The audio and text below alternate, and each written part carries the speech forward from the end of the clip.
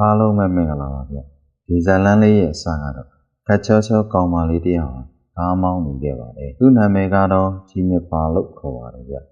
လူမကတော့ဝတ္ထုတွေကိုရေးတဲ့စာရေးဆရာမတယောက်ဖြစ်ပါတယ်လူမဟာတိတ်ဆိတ်အေးချမ်းတဲ့နေရာတစ်ခုမှာစာရေးခြင်းတဲ့အတွက်ကြောင့်မျိုးပြတဲ့ဝေးရန်တောအုပ်ထဲကအိမ်တစ်လုံးကိုငှားရမ်းဖို့အတွက်ကားမောင်းသွားနေခဲ့ပါတယ်လမ်းမှာအိမ်ကန်းတော့ကိုယူဖို့စတိုးဆိုင်တစ်ခုရဲ့ရှေ့မှာကားကိုရပ်ပြီးဆိုင်ထဲကိုဝင်သွားလိုက်ပါတော့တယ်။စတိုးဆိုင်ထဲမှာတော့စတိုးဆိုင်ပိုင်ရှင်အာလီယာကိုတွေ့ဆုံခဲ့ပါတယ်။အာလီယာကငှားမဲ့အိမ်တော့ကိုယူပြီးဂျီနဖာကိုပေးလိုက်ပါတယ်။အိမ်ကိုတော့လမ်းညွန်မြေပုံတစ်ခုကိုလည်းပေးလိုက်ပါသေးတယ်။ဒီလိုနဲ့ဂျီနဖာဟာ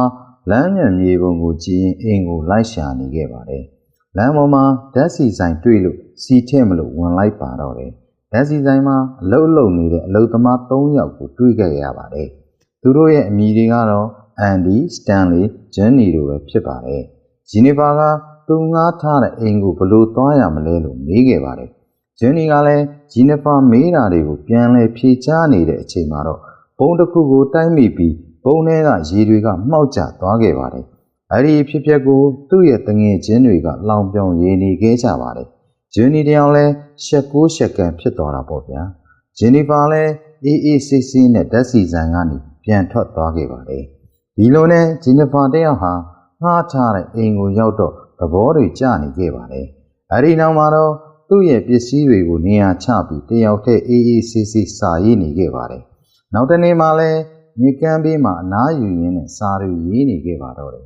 ဒီလိုနဲ့ညရောက်တဲ့အချိန်မှာတော့ဂျီနဖာတယောက်ဖုံးပြောနေရင်းနဲ့ဒေါ်တွေကခြေတန်းလိုအတန်တွေကြားနေခဲ့ရပါတယ်သူမကကြားနေတဲ့အတန်တွေကိုဂရုမစိုက်ပဲတယောက်တည်းအေးချမ်းစွာဆက်လက်ပြီးစာရေးနေခဲ့ပါတယ်။နောက်နေ့ညမှာလည်းအတန်တွေထက်ကြားရတော့သူမလည်းအတန်လာရအခန်းထဲကိုသွားကြည့်လိုက်ပါတော့တယ်။အခန်းထဲမှာတတ်ထုပစ္စည်းတွေနဲ့အစိတ်ပလင်းထည့်ထားတဲ့တစ်တာတစ်ခုကိုပဲတွေ့ရှိခဲ့ပါတယ်။ဒီနေ့ပါလဲဘာမှထူးထူးခြားခြားမတွေ့ရနဲ့အိမ်ကိုတန်းပြန်လာခဲ့ပါတယ်။အိမ်ကိုရောက်တော့စာရေးမလို့လုံနေတဲ့အချိန်မှာတောက်လက်ဆဝိုင်ဘက်ကမတော်တဆမှောက်ကျပြီးသူမရဲ့အဝတ်စားတွေပြီးသွားခဲ့ပါတယ်။သူမလည်းအဝတ်စားတွေကိုချွတ်ပြီးဘေးစင်းမှာရှောင်နေခဲ့ပါတယ်။အဲဒီချိန်မှာတော့သူမမသိလိုက်ပဲတစ်စုံတစ်ယောက်ကသူမကိုဗီဒီယိုမှတ်တမ်းတင်ခိုးရိုက်နေပါတော့တယ်။နောက်တနေ့မနက်မှာဂျီနီဖာတယောက်လမ်းလျှောက်ရင်းသူ့ရဲ့နောက်ကအတန်တွေကြားလိုက်ရပါတယ်။အသင်္ကာလို့လှည့်ကြည့်လိုက်တဲ့အချိန်မှာတော့စွန့်ပစ်ထားတဲ့အိမ်တစ်လုံးကိုတွေ့လိုက်ရပါတော့တယ်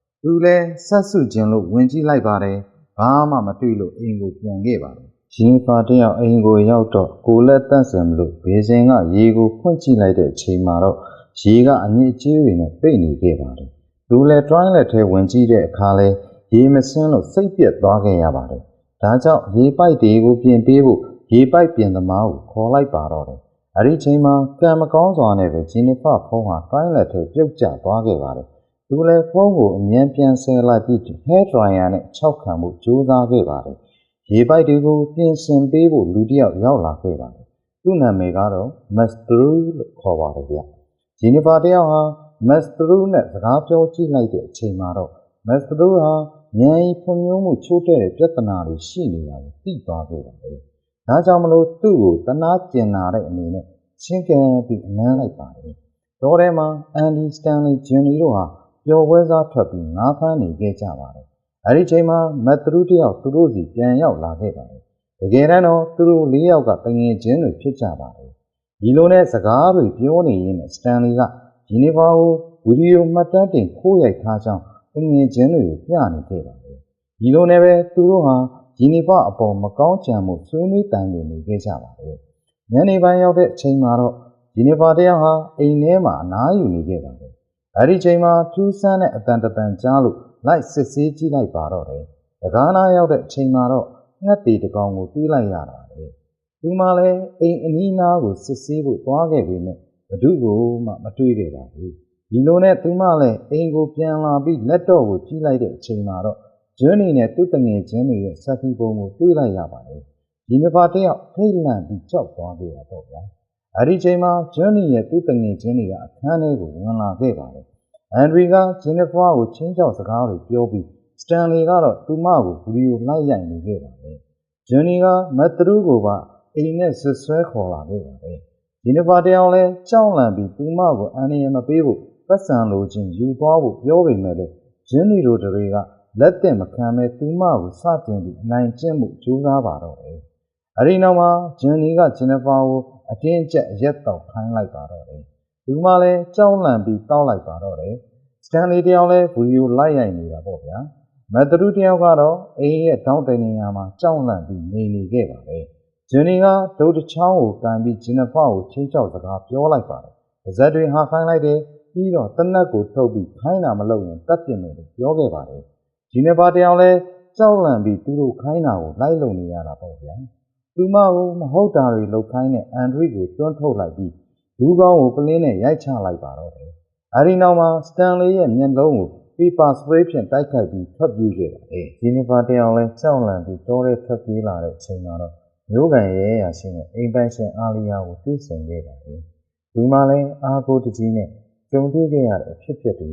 ငိုကြွေးပြောပြလိုက်ပါတော့တယ်ရဲရရှိကအာလီယာကိုပြန်သွားခိုင်းလိုက်ပါတော့တယ်ဂျင်နဖာကိုရဲကားပေါ်တင်ပြီးသူမနေခဲ့တဲ့နေအိမ်ကိုပြန်သွားလိုက်ပါတော့တယ်အိမ်ထဲရောက်တဲ့ချိန်မှာတော့ဘသူ့ကိုမှရှာမတွေ့ခဲ့ပါဘူ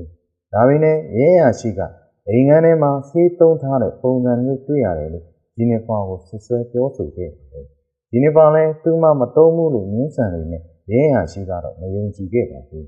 ရဲရရှိကစစ်ဆေးပြန်ရှိရလို့ပြောပြီးဂျင်နဖာကိုတစ်ဖက်လှည့်ခိုင်းလိုက်ပါတော့တယ်အဲဒီနောက်မှာတော့သူမရဲ့ခန္ဓာကိုယ်ကိုပဲနေကိုင်းနေပါတော့တယ်အဲဒီချိန်မှာဂျွန်းနီနဲ့သူ့တငယ်ချင်းတွေကပြန်ရောက်လာခဲ့ပါတယ်ရဲရရှိကဂျင်နဖာကိုစတင်ပြီးတော့နိုင်ချင်းမှုကြိုးစားခဲ့ပါတယ်ဂျင်နဖာကလည်းပြန်လည်ခုခံတိုက်ခိုက်ဖို့ကြိုးစားနေတဲ့အချိန်မှာတော့ဂျွန်းနီကသူမရဲ့လေဘင်းကိုကန်ပြီးဘောင်းမီကိုဆွဲချစ်ဖို့ကြိုးစားလာပါတယ်ဂျွန်းနီကမက်သရူးကိုအတင်းခေါ်လာပြီးဂျင်နဖာကိုအနိုင်ကျင့်ဖို့အတင်းအကျပ်စီခိုင်းလိုက်ပါတော့မက်သရူးကမလုတ်ချင်ပေမဲ့လည်းဂျွန်းနီတို့တွေကအတင်းဆွတ်လုပ်ခိုင်းကြပါတယ်မက်သရူးဟာကြောက်လန့်ပြီးစကားမပြောနိုင်နဲ့တုန်လှုပ်နေခဲ့ပါတယ်ဂျင်နီဖာဟာနောက်ဆုံးလက်ကျန်ခွန်အားကိုသုံးပြီးထွက်ပြေးခဲ့ပါတယ်ဒါပေမဲ့တောတဲ့အရောက်မှာတော့ဂျင်နီတို့တွေလိုက်လာပြီးထပ်မံဖမ်းဆီးလိုက်ပါတော့တယ်အန်ဒီကဂျင်နီဖာကိုရေအိုင်ဆက်ဆွဲခေါ်သွားပြီးသူမရဲ့ခေါင်းကိုကိုင်းကရေတဲ့ထက်ကနှိပ်ပြီးနှိပ်စက်နေခဲ့ပါတယ်ရဲအရှိကဂျင်နီဖာကိုစိုးဝါးစွာနှိပ်စက်ပြီးသူမရဲ့ဘဝမှာနေမရနိုင်တဲ့ဒဏ်ရာတွေပေးခဲ့ပါတယ်အဲဒီနောက်မှာတော့တစ်ဖွဲ့လုံးကဂျင်နီဖာကိုအနိုင်ကျင့်နေခဲ့ပါတယ်ဂျင်နီဖာတယောက်လဲဒဏ်ရာပလဘွားနဲ့စိတ်ဒဏ်ရာရသွားခဲ့ပါတယ်သူမှလည်းစိတ်ပြက်အားလျှော့သွားလမ်းလျှောက်နေခဲ့ပါတယ်ရဲရရှိနဲ့ဖွဲ့ကတော့သူမကိုတတ်မလို့နောက်ကနေလိုက်လာခဲ့ပါတယ်ရဲရရှိကတနက်နဲ့လှမ်းပစ်လိုက်တဲ့အချိန်မှာတော့ဂျီနီဖာတယောက်ဟာတရားပေါ်ကနေခုန်ချသွားခဲ့ပါတယ်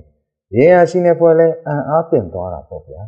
ဂျီနီဖာကိုလိုက်ရှာဖို့ကြိုးစားပေမဲ့ဘလို့မှရှာဖွေမတွေ့ခဲ့ပါဘူးရဲရရှိလဲကြောက်လန့်သွားပြီးစတန်လီရိုက်ထားတဲ့ဗီဒီယိုတွေကိုဖျက်ပစ်ဖို့ပြောခဲ့ပါတယ်အဲဒီနောက်မှာတော့အိမ်ထဲမှာကြံခဲ့တဲ့ဂျင်နီဖာရဲ့ပစ္စည်းတွေကိုမိရှုပစ်ခဲ့ပါတယ်နောက်ပိုင်းမှာတော့ရဲရရှိကသူ့အိမ်ကိုပြန်သွားပြီးမိသားစုနဲ့အတူဘာမှမဖြစ်တဲ့အခြေအနေကုန်ဆုံးနေခဲ့ပါတယ်ရဲရရှိလဲအိမ်ပိုင်ရှင်အာလီယာစီသွားပြီးဂျင်နီဖာတယောက်ဟာပြန်သွားပြီးဖြစ်ကြောင်းပြောပြလိုက်ပါတယ်အဲဒီနောက်မှာတော့အိမ်တော့ကိုပြန်ပေးခဲ့ပါတယ်စတန်လီအန်ဒရီဂျန်နီတို့၃ယောက်ဟာလည်းဘာမှမဖြစ်တဲ့ဘီယာတွေတောက်ပြီးစကားတွေပြောနေခဲ့ပါတယ်မက်သရူတယောက်ကတော့စိတ်ကနာမငြိမ်ဖြစ်ပြီးမျက်လုံးထဲမှာဂျီနီဖာကိုမြင်အောင်ကကြောက်လန့်နေခဲ့ပါတယ်ဒလကန်အစားမှာတော့ရဲရရှိပြီးဖုံးဝင်လာခဲ့ပါတယ်အိမ်ပိုင်ရှင်အာလီယာကဂျီနီဖာကိုလိုက်ရှာနေတဲ့လူတယောက်ရှိရလို့ရဲရရှိကိုပြောလိုက်ပါတယ်တရက်မှာတော့စတန်လီတယောက်ကသူ့ရဲ့ဗီဒီယိုကင်မရာပြောင်းနေကြောင်းငယ်ချင်းတွေကိုပြောပြလိုက်ပါတယ်ငယ်ချင်းတွေကလည်းမင်းအထားမားတာနေမှာပါဒီချာလေးရှာကြည့်အောင်လို့ပြန်ပြောခဲ့ပါတယ်စတန်လီတယောက်လည်းစိတ်တူလာပြီးငယ်ချင်းတွေကိုပြောလိုက်ပါတယ်ဂျင်းနီကဒေါသထွက်လာပြီးစတန်လီကိုရိုက်လိုက်ပါတော့တယ်အန်ဒရီကတော့အေးအေးဆေးဆေးပြောကြဖို့လက်မပန်ကြဖို့ဝင်ပြီးပြောနေခဲ့ပါတယ်တညနေမှာတော့ဂျင်းနီတယောက်အိမ်မှာတယောက်တည်းရှိနေခဲ့ပါတယ်အဲ့ဒီချိန်မှာထူးဆန်းတဲ့အတန်တန်ကိုကြားလိုက်ရလို့အိမ်အပြင်ဘက်ထွက်ကြည့်လိုက်ပါတယ်ငှက်သေးတကောင်ကိုသူ့ရဲ့အိမ်ရှိမှတွေးလိုက်ရပါတယ်ဂျင်းနီလည်းမြူးမဆိုင်ပဲအိမ်နဲ့ပြန်ဝင်လာခဲ့ပါတယ်အတန်တွေထက်ကြရလို့တနက်ကိုယူပြီးအိမ်ရှိကိုထွက်စီလိုက်တဲ့အချိန်မှာတော့ဖနက်တစ်ဖက်ကိုတွေ့လိုက်ရပါတယ်သူလည်းကြောက်လန့်ပြီးအတန်လာရနောက်ကိုလိုက်ပြီးတနက်နဲ့လိုက်ပြင့်နေပါတော့တယ်ရဲရရှိလည်းအိမ်ကိုပြန်ရောက်လာတဲ့အချိန်မှာတော့မိန်းမကိုဒုတိယကဗီဒီယိုတိတ်တစ်ခုပေးထားကြောင်းသိလိုက်ရပါတယ် ဂျီနီဖာကိုသူတို့နှိပ်စက်ထားတဲ့အကြောင်းတွေရိုက်ထားတဲ့တိတ်ဖြစ်နေကြောင်းသိလိုက်ရတဲ့အချိန်မှာတော့အံ့ဩထိတ်လန့်သွားပါတော့တယ်။ရဲရှိလဲဂျွန်နီတို့စီအမြန်သွားပြီးစတန်လီကိုဗီဒီယိုတိတ်ပြကဘလို့လုပ်ပြီးပျောက်သွားတာလဲတခုခုပြင်အကုန်တက်ပြင်မယ်လို့ချင်းချောက်ပြီးပြောဆိုနေခဲ့ပါတယ်။ရဲရှိလဲအိမ်ပိုင်ရှင်အာလီယာအပေါ်မှာတန်တရားတွေဝင်နေခဲ့ပါတယ်။အဲဒါကြောင့်မလို့အာလီယာကိုတောတဲ့ခေါ်သွားပြီးတက်ပြစ်လိုက်ပါတယ်။မက်သရူတရားကတော့စွန့်ပစ်ထားတဲ့အိမ်ငန်းတစ်ခုထဲမှာနိုးလာခဲ့ပါတယ်။ဂျီနီဖာတရားကိုဆိုဖာတစ်ခုပေါ်မှာထိုင်းနေရတွေ့လိုက်ရတဲ့အချိန်မှာအသက်ရှင်နေရကိုမြင်ပြီးဝမ်းသာသွားခဲ့ပါတယ်။သူတို့ရဲ့အမားတွေကိုခွန့်လွှတ်ပေးဖို့တောင်းပန်နေပေမဲ့ဂျီနီဖာတယောက်ကလက်သက်မခံဘဲဆက်ပြီးတော့လက်စားချင်တယ်လို့ပြောလိုက်ပါတယ်။တန်လီနဲ့အန်ဒရီတို့ဟာမက်သရူတယောက်ဖြောင်းနေလို့လိုက်ရှာနေခဲ့ပါတယ်။အဲလိုလိုက်ရှာနေရင်းနဲ့တောတဲ့အရောက်မှာတော့ဂျီနီဖာရဲ့အတန်ကိုကြားလိုက်ရပါတယ်။သူတို့လည်းအတန်နောက်ကိုပြေးလိုက်သွားပါတော့တယ်။အန်ဒရီတယောက်ဟာအတန်ကြားရအိမ်ထဲကိုဝင်ကြည့်လိုက်တဲ့အချိန်မှာတော့လူတယောက်လက်ရှိနေထိုင်စားတောင်းနေတဲ့ပုံစံမျိုးတွေ့လိုက်ရပါတယ်။စတန်လီလည်းလမ်းလျှောက်လာရင်ဂျီနီဖာကိုမျက်နှာချင်းဆိုင်တွေ့လိုက်ရပါတယ်။သူလည်းပြေးပြီးသွားဖမ်းတဲ့လမ်းမှာ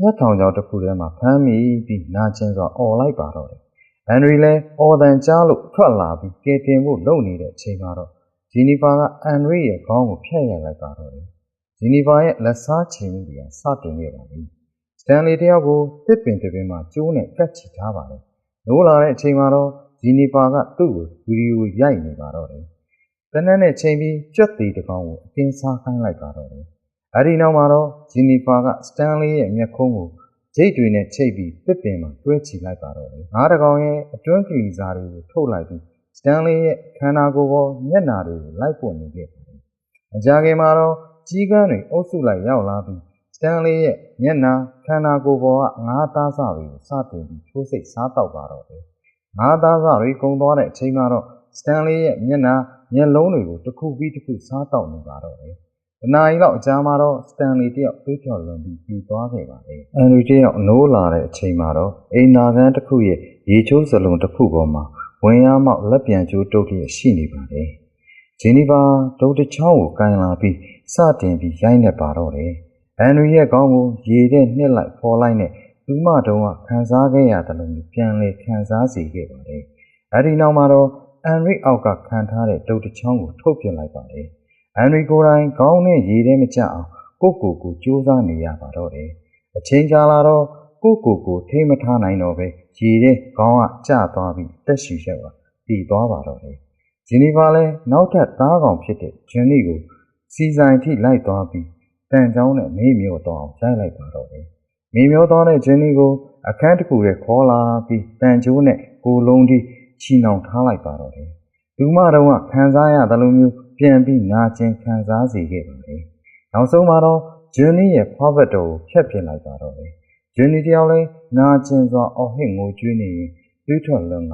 တည်သွားပါတော့တယ်။ရဲရာရှိကိုသူ့သမီးကဖုံးဆက်ပြီးလှမ်းပြောလိုက်ပါတော့တယ်။သမီးတို့တင်တန်းကျောင်းကဆီယာမတစ်တယောက်ပြောင်းလာကြောင်းဆီယာမကအဖေးနဲ့စကားပြောချင်ကြောင်းပြောဆိုလိုက်ပြီးဆီယာမအစ်ကိုဖုံးပေးလိုက်ပါတယ်။ရဲရာရှိလည်းဖုံးပြောကြည့်လိုက်တော့ဆီယာမတဲ့ဟာဂျီနီဖာဖြစ်နေတာကိုသိလိုက်ရပြီးကြောက်လန့်ကအိမ်ကိုအမြန်ပြန်ပြေးခဲ့ပါလေ။အိမ်ကိုပြန်ရောက်တဲ့အချိန်မှာတော့ဇနီးတဲ့ကိုမေးကြည့်လိုက်ပါလေ။သမီးကဂျီနီဖာနဲ့အတူထွက်သွားကြောင်းသိလိုက်ရပြီးရဲရာရှိခင်များလည်းသူ့သမီးကိုလိုက်ရှာဖို့ကစားပုံးကိုအမြန်လိုက်သွားခဲ့ပါလေ။ဒါပေမဲ့လည်းသမီးကိုရှာမတွေ့ခဲ့ပါဘူး။ဒီလိုနဲ့ပြန်မလို့ကားထဲဝင်လိုက်တဲ့အချိန်မှာတော့ဂျီနီဖာတယောက်ကအနောက်ကနေအမောက်သိပ်လိုက်ပါတော့တယ်။ရဲရာရှိနိုးလာတဲ့အချိန်မှာတော့အိမ်ငန်းတစ်ခုထဲမှာကျိုးနဲ့တုပ်ထားပြီးအနောက်မှာတနက်တက်လက်ကသူ့ရဲ့ခီးကိုချိန်ထားခဲ့ပါတယ်။ဂျီနီဖာတယောက်လည်းရောက်လာပြီးရဲရာရှိနဲ့စကားတွေပြောနေခဲ့ပါတယ်။အဲဒီနောက်မှာတော့ရဲရာရှိနောင်နာကိုလာပြီးတနက်နဲ့စောင့်